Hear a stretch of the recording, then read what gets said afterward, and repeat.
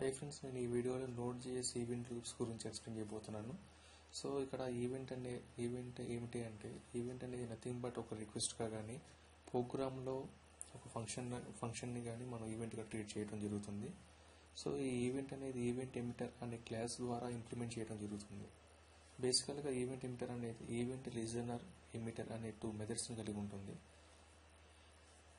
So ఇప్పుడు ఈ ఈవెంట్స్ని practical ఎలా ఇంప్లిమెంట్ చేయాలో ఇప్పుడు చూద్దాం. సో మన రిక్వైర్మెంట్ ఏదైనా ఒక ఫైల్లో ఉన్న డేటాని ఎలా డిస్ప్లే చేయాలి అనేది త్రూ ఈవెంట్స్ ద్వారా ఇప్పుడు నేను చూపించడం జరుగుతుంది.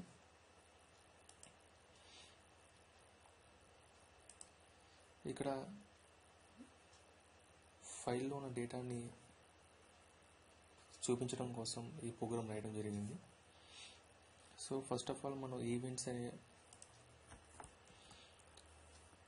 ఒక మిడిల్వేర్ని మన అప్లికేషన్లో ఇంపోర్ట్ చేసుకోవాలి.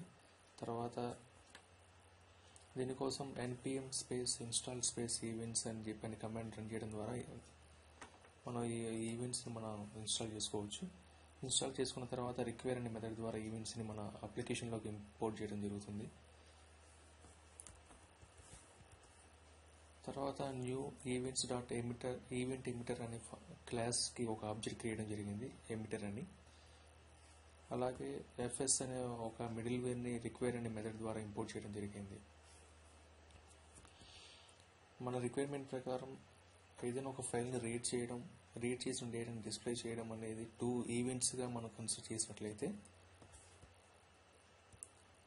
ఈ బ్లాక్ అనేది స్టార్ట్ రీడ్ అనేది ఒక ఈవెంట్. ఈ ఈవెంట్లో మనం ఒక ఫైల్లో డేటాను రీడ్ చేయడం జరుగుతుంది. అలాగే ఈ బ్లాక్ ప్రింట్ కంటెంట్ అనే ఒక ఈవెంట్. ఈ ఈవెంట్లో మనం రీడ్ చేసిన డేటాని డిస్ప్లే చేయడం జరుగుతుంది.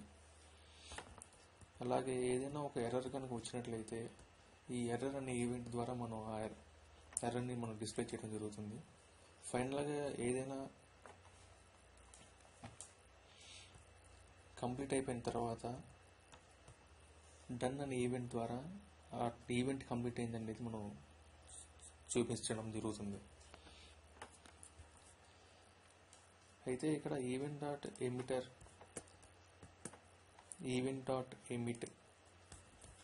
అనే ఈ 2 ఈవెంట్ ఎమిటర్ ఒక ప్రాపర్టీస్. సో అలానే ఎమిటర్ అనే దానికి యాడ్ లిజనర్, రిమూవ్ లిజనర్ అనే చాలా ప్రాపర్టీస్ కూడా కలిగి ఉంటుంది. నేను ఇప్పుడు ఈ ఎగ్జాంపుల్ రన్ చేస్తున్నాను. Node space events .js.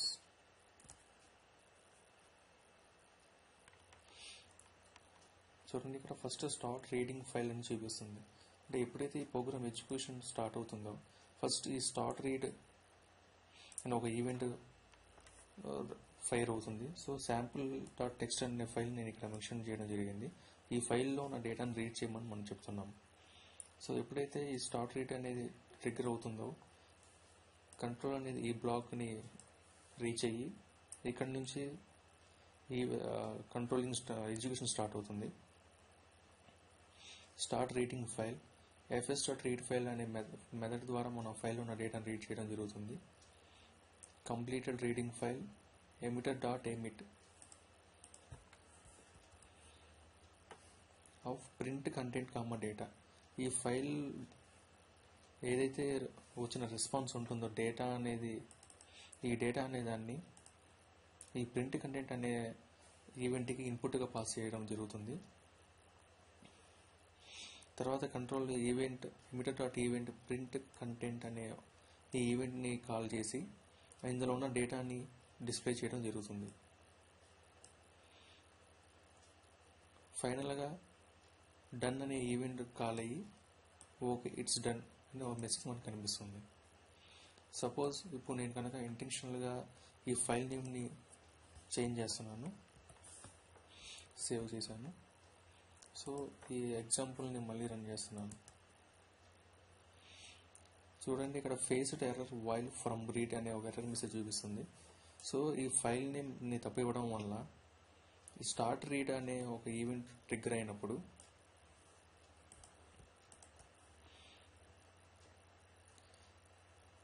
Emitter dot emit of error from read అనే ఈ ఈవెంట్ ట్రిగ్గర్ అవడం జరుగుతుంది. దీనివల్ల మనకి faced error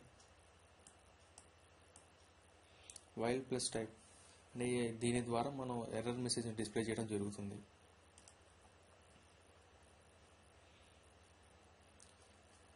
so emitter dot on అనేది ఈవెంట్ లిజనర్గా ఇక్కడ పనిచేయడం జరుగుతుంది. అలాగే మనం డైనమిక్గా ఏదైనా ఒక ఈవెంట్ని యాడ్ చేసుకోవచ్చు యాడ్ లిజనర్ అనే ఈవెంట్ ద్వారా అనే మెథడ్ ద్వారా. అలాగే మనం ఏదైనా ఒక ఈవెంట్ కంప్లీట్ అయిపోయిన తర్వాత రిమూవ్ లిజనర్ అనే మెథడ్ ద్వారా మనం దాన్ని రిమూవ్ చేసుకోవచ్చు.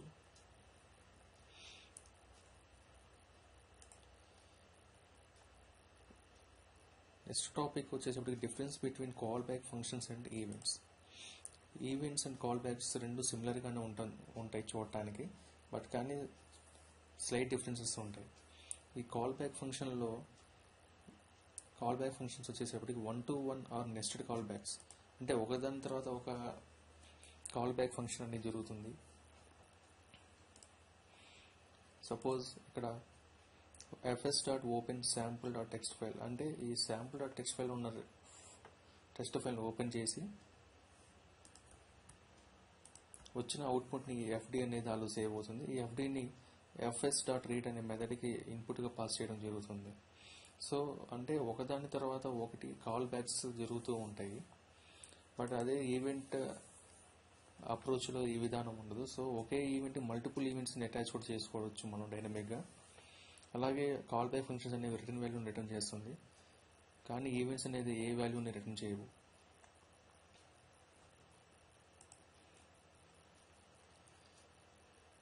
అదే కాల్ బ్యాక్ ఫంక్షన్స్లో కనుక ఏదైనా ఒక ఎర్రర్ వస్తే మనమే మాన్యువల్గా దాన్ని డిస్ప్లే చేయడం జరుగుతుంది.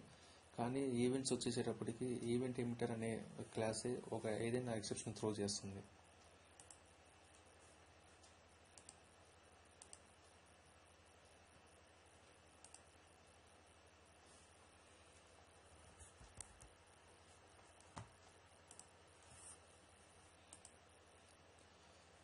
ఈ ఎగ్జాంపుల్ నేను మరి ఒకసారి ఎక్స్ప్లెయిన్ చేస్తున్నాను. ఫస్ట్ ఆఫ్ ఆల్ మనం ఈవెంట్స్ అనే మిడిల్వేర్ని రిక్వైర్ అనే మెథడ్ ద్వారా ఇంపోర్ట్ చేసుకోవడం జరుగుతుంది. తర్వాత ఈవెంట్ ఎమిటర్ అనే క్లాస్కి ఒక ఆబ్జెక్ట్ క్రియేట్ చేస్తాము ఎమిటర్ అని. తర్వాత ఎమిటర్ డాట్ ఆన్ అనే ఈవెంట్ లిజనర్ ద్వారా ఈవెంట్ని బైండ్ చేయడం జరుగుతుంది. ఇక నేను start read, print content, error, done అనే 4 ఈవెంట్స్ని క్రియేట్ చేశాను.